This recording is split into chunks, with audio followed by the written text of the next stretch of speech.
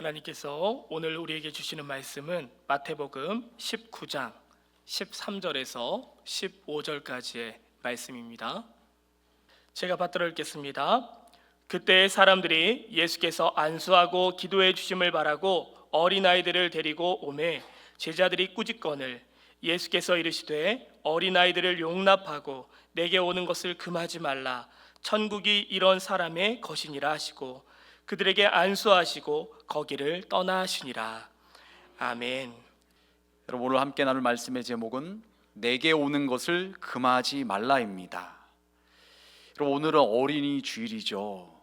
먼저 어린이날에 대해서 생각해 보길 원하는데요, 세계 최초의 어린이날은 어린이 주일이었다고 합니다.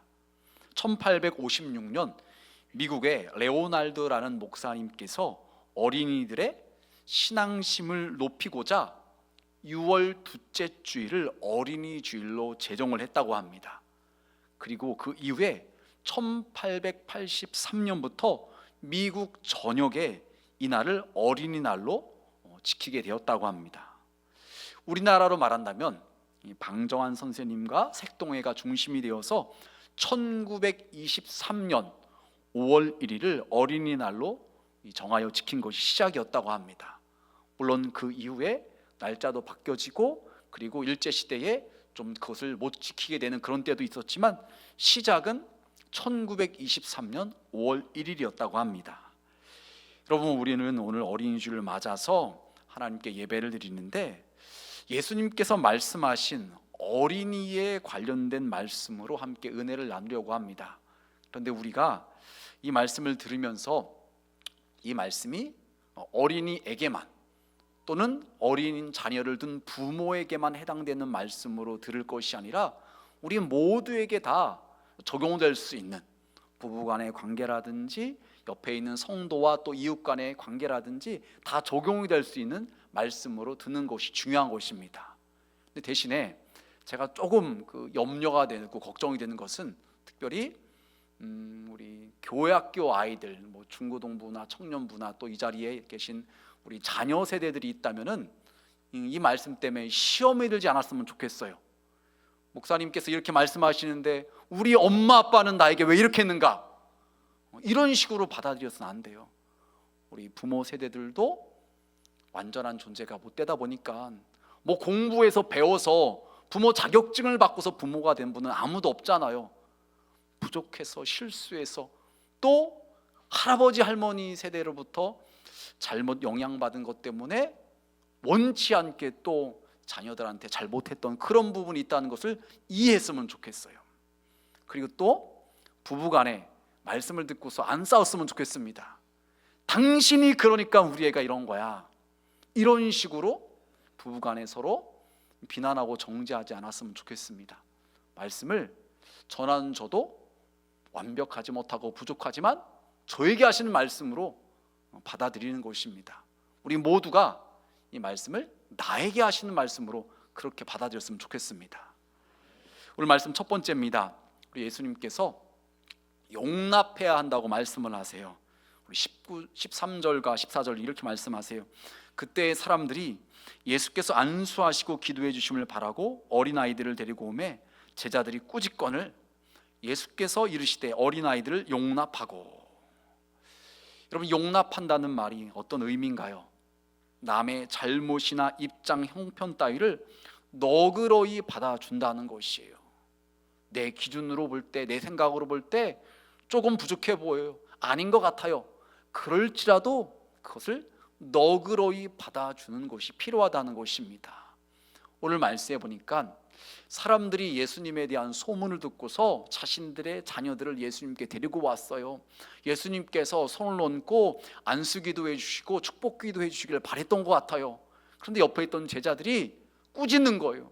아니, 지금 예수님 바쁘신데, 예수님 설교하시는데, 예수님 사람들을 위해서 기도해 주시는데 왜 굳이 이 애들까지 데리고 와서 우리 예수님 바쁘신데 귀찮게 하느냐, 피곤하게 하느냐, 쉽게 말하면 애들은 가, 이랬던 것 같아요.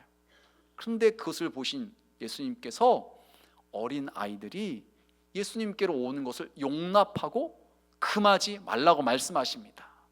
우리 예수님은 아이들도 소중한 존재라는 것이에요. 어른 눈에 볼 때는 별거 아닌 것처럼 보일 수 있겠지만 그 아이들도 하나의 인격체고 하나님 나라의 주인공이고 하나의 구성원이라는 것입니다.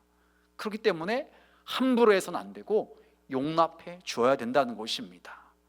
여러분, 그렇다면 우리가 우리 아이들을 또 배우자끼리 서로를 또 옆에 있는 성도들을 용납하는 구체적인 모습은 어떤 모습일까요? 첫 번째로 이해하는 자세가 여러분 필요합니다. 여러분, 분명 어른의 그 경험과 또 시각을 가지고서 아이들을 볼 때 아이들이 말하는 거나 행동하는 것이 미성숙하고 부족해 보이고 뭐 저렇게 말하고 행동하는가 어이없어 보이고 그럴 때가 있어요. 하지만 그럴지라도 그들의 그 수준에서는 그것이 또 최선일 수가 있고 그것이 전부일 수가 있다는 거예요. 아직 더 자라나야 되기 때문에, 생각도 더 깊어져야 되기 때문에, 아직도 철도 안 들었기 때문에 얼마든지 어른의 기준으로 볼 때는 부족해 보이는 모습이 있을 수 있습니다. 하지만 그럴지라도 그것을 이해하고 기다려주는 모습이 있어야 된다는 거예요. 또한 어린아이의 세계에서는요, 그들만이 좋아하고 그들만이 이해할 수 있는 그런 곳이 있어요. 언젠가 방송에서 보니까 그런 곳이 나왔던 적이 있었어요. 그 아이들을 갖다가 그 방송에서 그 어떤 프로그램을 만들어서 아이들이 서로 질문하고 답하는 거예요. 그런데 어른이 볼 때는 너무나 웃겨요. 말도 안 되는 것 같아요. 어떻게 저런 말이 나올 수가 있을까? 대답이 나올 수가 있을까? 하지만 아이들의 시각과 아이들의 세계관으로 봤을 때는 충분히 나올 수 있는 말들이라는 것입니다. 여러분, 그래서 우리들은, 어른들은 아이들을 대함에 있어서 이해하려는 마음으로 대하는 것이 필요하다는 것입니다. 여러분, 이런 예화가 있어요. 중국에서 어떤 사람이 모를 심어 놓고서 매일같이 논에 가서 그 모를, 그 벼를 자꾸 땡기면서 이게 위로 갔다가 올렸다는 것이에요. 그래서 이웃에 있는 사람이 아니 왜 그러냐고 물었더니 벼가 빨리 자라나서 열매를 맺기를 바라는 마음에 그랬다는 거예요. 여러분, 결국 어떻게 되었을까요? 벼가 잘 자라지 못해서 누렇게 떠서 죽게 되었다는 거예요. 기다려야 되는데 기다리지 못하고 성급한 마음에 벼를 땡기니까 자라지 못하고 결국 병들어 죽게 되었다는 것입니다. 그럼 어찌 보면 우리 어른들의 입장에서 아이들을 향한 그 마음이 이렇지 않은가요? 기다려주지 못하고 이해하지 못하고 그냥 어른 수준처럼 말하고 행동하기를 바란다는 것은요, 이것은 너무나 조급한 마음이라는 것입니다. 기다려주고 이해하는 것이 필요해요. 여러분, 그런데 이것이 아이만을 향한 그 마음이 아니라 우리 어른들 가운데서도 이런 우리의 이해가 필요한 분들이 있어요. 노약자나 어르신들, 또한 사회적 약자, 오늘 우리 대한민국 사회로 말한다면 다문화 가정에 속한 그런 사람들, 우리가 배려하고 이해하는 것이 필요한 것이죠. 잘 몰라서 그럴 수가 있어요. 그러니까 충분히 그들의 입장에서 이해하고 배려하는 것이 필요하다는 것입니다. 두 번째로 여러분, 우리는요, 관심을 가져주는 것이 필요합니다. 여러분, 어린이들이 제안하고 부탁하는 거 어찌 보면은 너무나 유치해 보이는 것일 수 있어요. 종종 어른들은 그래서 어린이들이 뭔가를 갖다가 말할 때 그냥 가치 없게 여기고 대수롭지 않게 여기고 무관심할 때가 있어요. 하지만 그 아이의 입장에서는요, 그것이 소중한 거예요. 여러분, 그런 경험 있으시죠? 아이들이 밖에 이렇게 놀다 오면은, 여행 갔다 오면은 뭔가를 한 움큼 싸가지고서 주머니에 넣어 가방에 갖고 와요. 그게 결국 다 쓰레기가 같은 것들이잖아요. 그걸 왜 갖고 오는가? 그런데 아이들한테는 그것이 소중한 거예요. 가치 있는 것입니다. 그런데 어른들은 어른들의 시각으로만 바라보고서 그것을 갖다 혼내고 지적하고 무시해버리는 그런 경향이 있을 수가 있다는 거예요. 그래서는 안 된다는 것이죠. 여러분, 이런 예화가 있습니다. 봄이라는 어린아이가 학교에서 발표회가 있어서 아빠에게 아빠, 제가 오늘 학교에서 발표회가 있으니까요 꼭 와주세요 부탁을 했어요. 그래서 아빠가 딸의 발표회를 보러 참석을 했어요. 연극을 마치고서 이 봄이라는 딸이 아빠에게 달려가서 아빠 저 어땠어요? 제 연기 좋았죠? 잘했죠? 그런데 그때 마침 그 아빠의 친한 사람을 오랜만에 만나게 된 거예요. 그러니까 아빠는 딸의 그 질문에 대답을 하고 칭찬을 해주고 격려해주고 관심을 보였어야 되는데 그런 것이 아니라 이렇게 말했다는 거예요. 봄이야, 왜 귀찮게 굴을지 마. 아빠가 지금 옆에 있는 분하고 친구분하고 이야기하고 있잖아. 그냥 딱 그걸로 끝났다는 거예요. 딸의 마음이 어떻겠습니까? 딸은 아빠한테 보여주고 싶었고 아빠한테 칭찬받고 싶었고 아빠의 관심을 갖다가 받기를 원했는데 전혀 그것이 없어서 서운함을 느끼고 상처를 받게 되었다는 것이에요. 여러분, 우리 어른의 입장에서 더 중요하게 보여지는 것들이 있을 수 있어요. 하지만 아이에게는요, 그것보다 더 중요하게 여겨지는 것이 있다는 거예요. 우리는 그것을 볼 수 있어야 되고 거기에 관심을 갖고 관심을 표현해 줄 수 있어야 된다는 것입니다. 그래서 우리는 때로는 지혜가 필요해요. 아는 사람들과 반갑게 인사하고 대화하는 것도 중요하겠지요. 그런데 잠깐 양해를 구하고서 그래 봄이야 너무 잘했어, 최고였어, 우리 딸 어쩜 그렇게 잘하니, 이렇게 관심을 갖고 칭찬해 주는 이런 모습이 우리 가운데 필요하다는 거죠. 여러분, 부부간에도 마찬가지인 것 같아요. 또한 옆에 있는 이웃과도 마찬가지인 것 같아요. 그 분에 대한 관심을 갖고 관심을 표현해 주는 것, 그것이 바로 오늘 말씀에서 우리 예수님께서 어린아이들을 용납해 주어라, 받아주어라 라는 말씀인 것입니다. 세 번째로 여러분, 우리는요 칭찬을 많이 해줘야 되는 것입니다. 여러분, 한 26세쯤 된 청년이 상담사를 찾아왔어요. 이 청년은 늘 열등감에 빠져 있었어요. 근데 겉모습을 보면은 열등감에 빠질 이유가 없는 것 같아요. 얼굴도 잘생겼고 머리도 똑똑해요. 그런데 왜 열등감에 빠져 있는지 이해가 안 돼요. 그런데 얘기를 들어봤더니 이 청년은요 어릴 적부터 한 번도 칭찬을 들어본 경험이 없다는 거예요. 그러니까 나는 부족해, 나는 잘난 것도 없어, 나는 못났어, 늘 열등감에 빠지게 되는 것입니다. 여러분, 칭찬하시길 바랍니다. 칭찬을 하면요 부족한 부분까지도 더 잘할 수가 있게 되고 그것을 극복할 수가 있게 되는 것이에요. 물론 특별히 이제 어르신들, 연세가 많으신 분들, 과거에 그 유교적인 그 문화 가운데서 칭찬하는 거 뭐 그런 것이 굉장히 어색하고 또 익숙지 않을 수 있어요.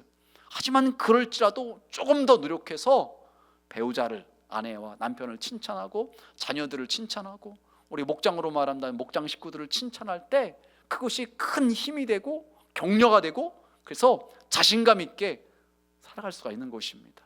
그래서 칭찬이라는 것이 굉장히 중요한 것이에요.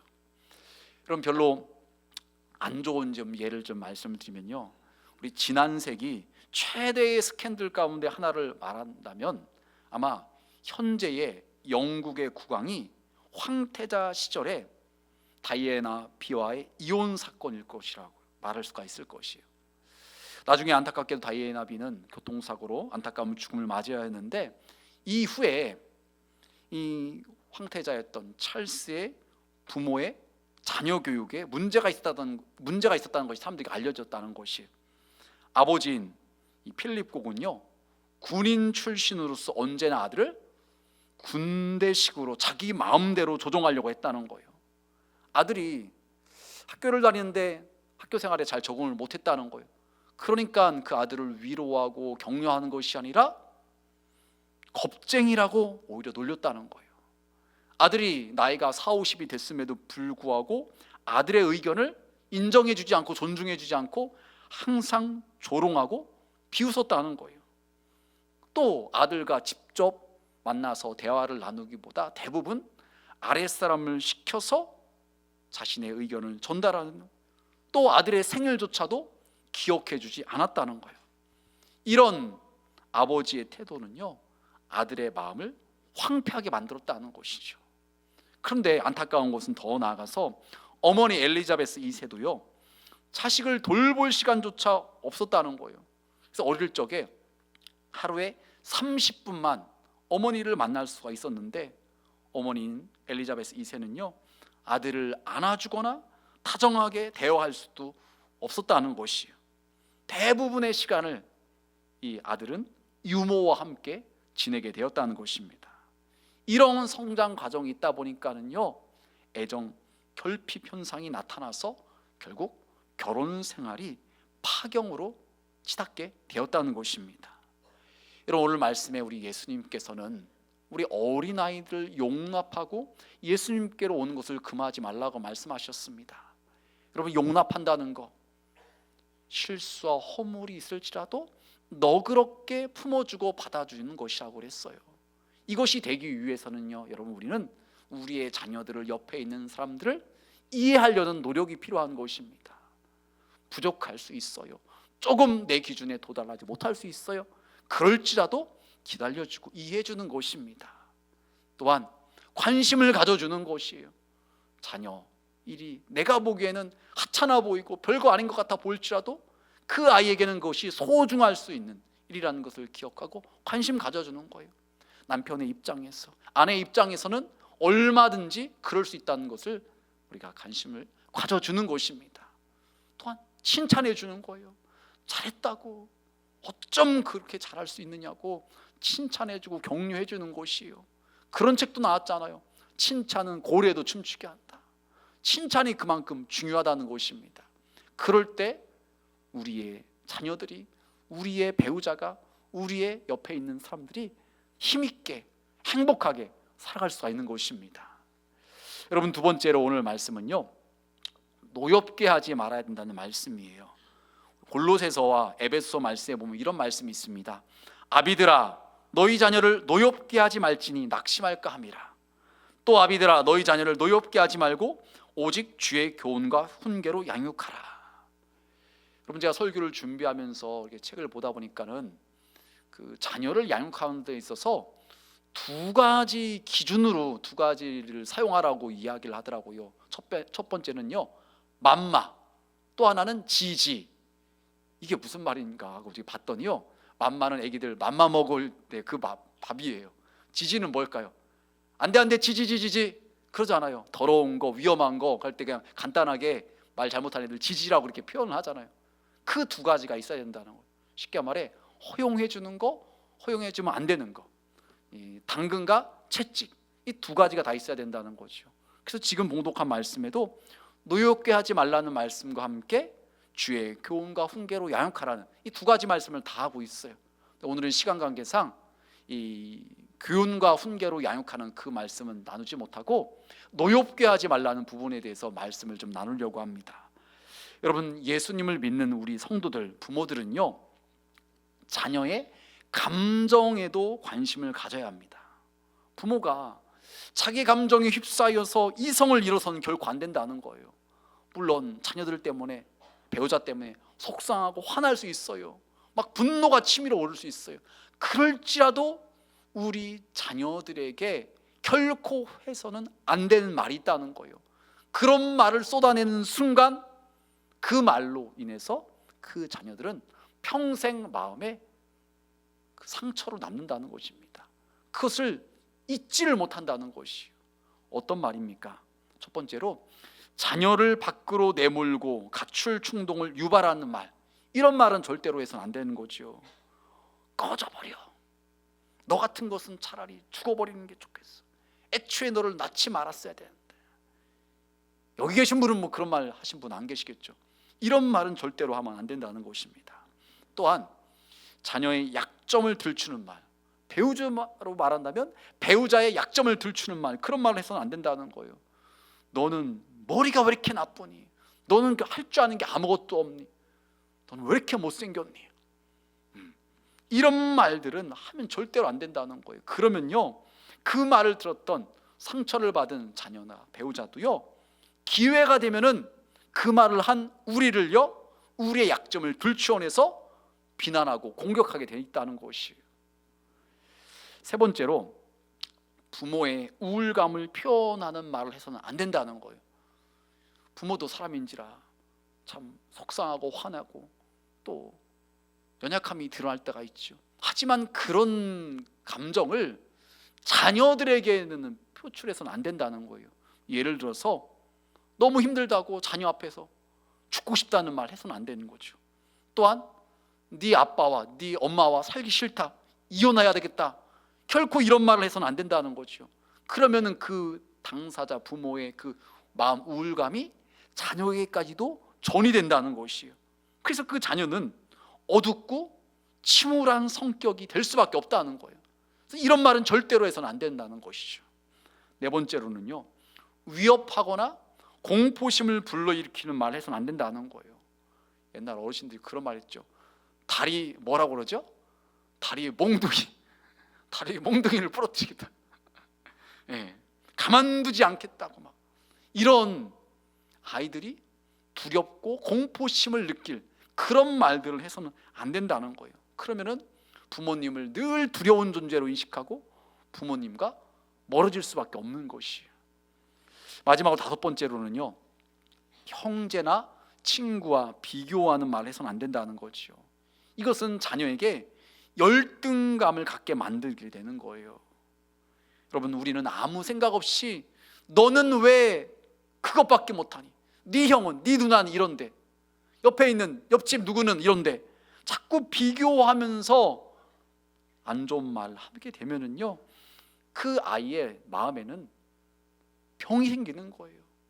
나는 못난 존재야, 나는 괜히 태어났어, 나는 차라리 죽는 게 나아, 이런 마음을 먹게 된다는 거죠. 그럼 실제로 어떤 여중생이 학교에 불을 지르려다가 발각되어서 미수에 그친 일이 있었다고 그래요. 그런데 이 학생은 어떤 마음으로 그랬냐, 사람들도 죽이고 자기도 죽으려고 했다는 거예요. 그래서 나중에 상담하는 선생님과 대화를 나눈 중에 이런 말을 했다는 거예요. 선생님, 저는 쓸모없는 아이예요. 부모도 싫고 형제도 싫고 친구도 싫고 다 싫어요. 저도 싫어요. 그래서 다 죽이고 저도 죽이려고 했어요. 이런 말을 했다는 거예요. 알고 봤더니 이 아이는 어릴 적부터 계속해서 부모로부터 넌 쓸모없는 애야, 쓸모없는 애야, 이런 말을 반복적으로 들었던 것이에요. 그러니 그 아이의 마음에 그것이 큰 상처가 되었다는 것이죠. 여러분, 부모의 심한 폭언을 듣고 자란 아이는요, 의기소침할 수밖에 없고 주눅이 들 수밖에 없고 반사회적인 사람으로 자라나게 된다는 것이에요. 여러분, 그래서 우리는 결코 우리의 자녀들이나 배우자나 이웃과의 관계에서 감정을 격하게 만드는, 노엽게 만드는 그런 말은 결코 해서는 안 된다는 것이죠. 물론 화날 때가 있잖아요. 속상할 때가 있잖아요. 그럴 때 우리는 그것을 사람에게 쏟아놓는 것이 아니라 하나님께 나와서 토로하는 거예요.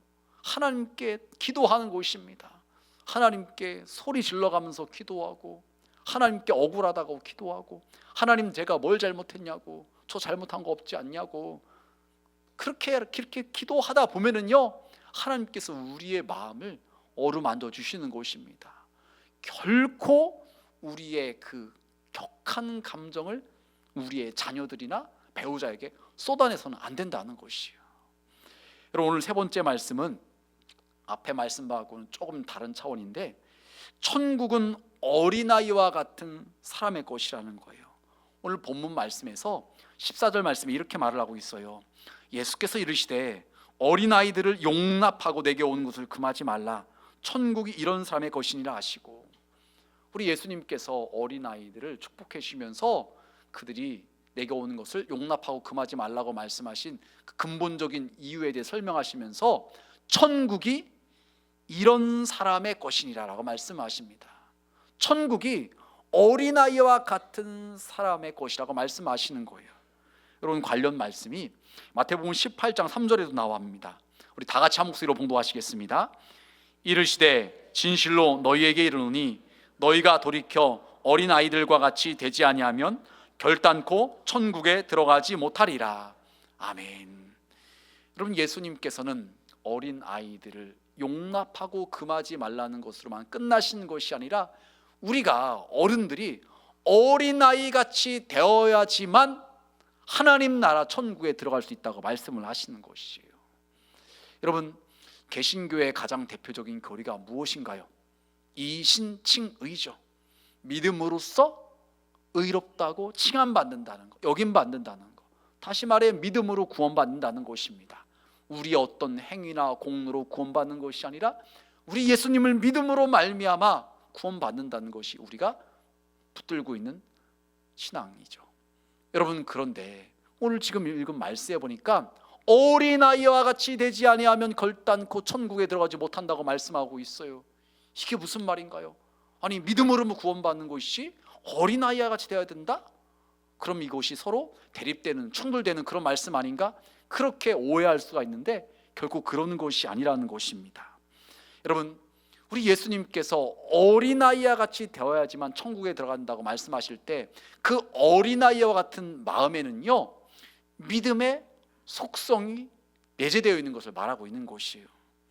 여러분, 우리가 하나님을 믿는다고 말할 때 그 믿음은 무엇인가요? 하나님을 신뢰하는 것이죠. 하나님을 의지하는 것입니다. 나는 연약합니다. 나는 부족합니다.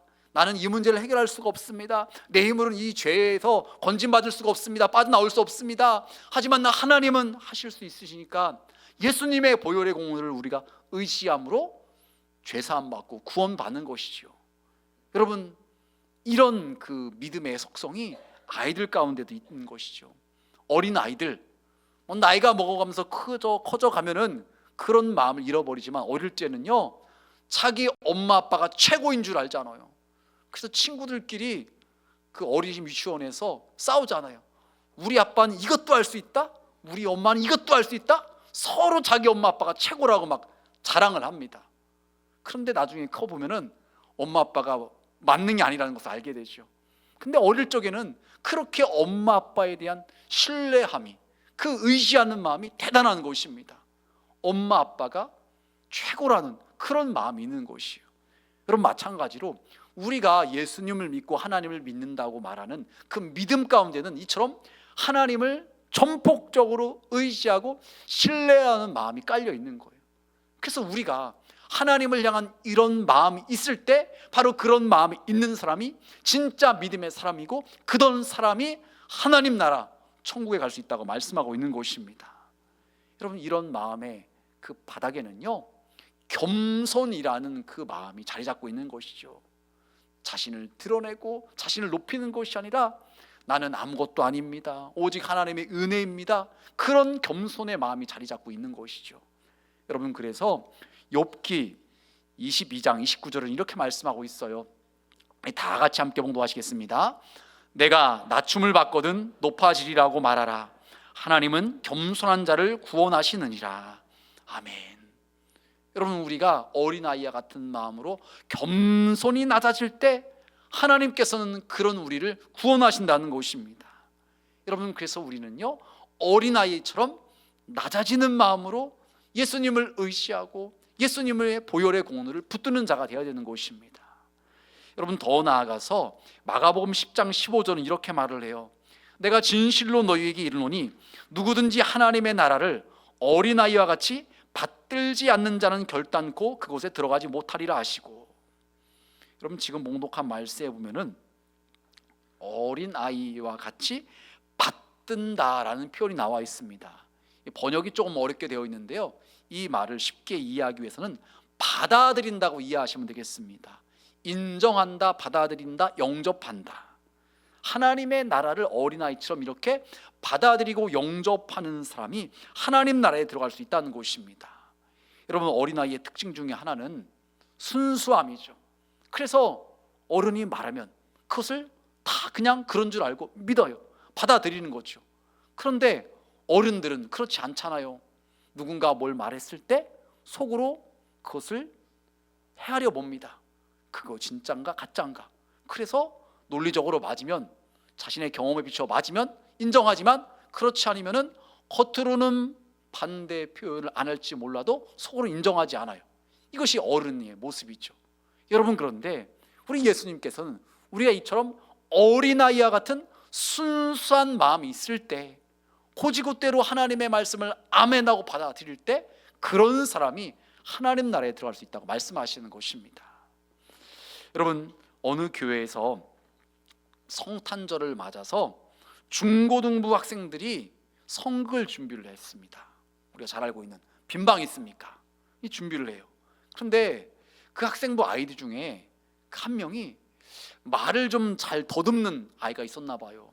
그래서 그 아이에게는 대사 중에 가장 짧은 한마디, 방 없어요, 요 말만 하면 되는 그 여관방 주인의 역할을 맡겼다는 거예요. 그래서 열심히 연습해 가지고서 당일날 되어서 아주 그냥 잘했어요. 방 없어요, 너까지 여기까지 너무 잘했어요. 그런데 요셉과 마리아 역할을 맡은 아이들이 너무나 거기에 몰입을 했는지 방 없어요 말을 했으면은 그냥 그 말 듣고서 그냥 갔으면 되는 건데 한 번 더 애원을 하는 거예요. 제 아내가 지금 임신 중이에요. 너무너무 아프고 바로 아기가 나올 것 같아요. 그러니까 그 말을 들었던 그 말 더듬는 아이가 그 모습을 보고서 대본에 없는 대사를 하는 거예요. 그러면 제 방에 오세요. 제 방에 오세요. 여러분, 연극이 어떻게 되었습니까? 갑자기 없는 말이 나오니까는 막 어수선하고 막 걱정이 되고 막 그런 거예요. 잘 마무리가 못 됐어요. 하지만 그 아이의 순수한 모습을 본 성도들이 큰 은혜를 받게 되었다는 것이죠. 안타까운 마음에 제 방이라도 오시라고, 우리 아기 예수님이 태어나실 그 곳을 제 방으로 마련해 드리겠다고, 그 순수한 마음을 어른들도 함께 했던 성도들도 다 기쁘게 여기고 다 좋게 봤다는 것입니다. 여러분, 요한복음 1장 12절은 이렇게 말을 해요. 영접하는 자 곧 그 이름을 믿는 자들에게는 하나님의 자녀가 되는 권세를 주셨으니, 저와 여러분이 어린아이와 같은 순수한 마음으로 예수님을 영접할 때 그 사람은요 하나님의 자녀가 되는 권세를 얻게 된다는 것입니다. 그런 순수한 마음으로 말씀을 받아들이는 사람들 가운데 그 심령에 하나님의 나라가 이루어지는 것이고요, 영원한 집 천국 백성이 될 수가 있다는 것입니다. 여러분, 말씀을 정리하겠습니다. 오늘은 어린이 주일입니다. 여러분, 물론 예배를 드리는 우리 모든 분들이 다 어린 자녀를 둔 그런 분들은 아닐 것이에요. 하지만 우리 예수님께서 말씀하신 것들은 우리 모두에게 다 적용될 수 있는 말씀이죠. 용납하라고 말씀하셨습니다. 우리는 서로를 이해해 주려는 노력이 필요한 것입니다. 그분의 형편과 상황이 어떤지, 그분의 지금 상황이 어떤지 우리가 좀 관심 가져주는 거, 우리 자녀에게 또한 우리 배우자에게, 우리 이웃에게 관심 가져주는 거 필요하시죠. 그리고 칭찬해 주는 것이 필요해요. 여러분, 제가 언젠가 그런 말씀 한번 드린 적이 있죠. 비비불은 피하고 미인대칭하라. 어렵죠. 이게 뭐 주문도 아니고 이게 무슨 말일까요? 비비불, 비난, 비판, 불평은 피하고 미인대칭, 미소, 인사, 대화, 칭찬하라는 거예요. 여러분, 이것만 실천한다면 가정에 문제가 있을 게 무엇이 있겠습니까? 비난하지 않고 비판하지 않고 불평하지 않고 늘 인사하고 미소 짓고 대화하고 칭찬하면요 아마 다 행복한 가정이 될 거예요. 행복한 여러분의 직장과 사업장이 되고 행복한 목장, 선교회 다 될 거예요. 바라긴 예배에 오신 우리 온천정의 모든 성도님들은요 서로를 용납해 주시고 경록해 하는, 노엽게 하는 그런 말을 하지 마시고 어린아이처럼 겸손히 낮아지고 순수한 마음의 소유자가 되어서 하나님 나라를 누리며 살아갈 수 있는 우리 모두가 다 되시길 주님의 이름으로 축원합니다.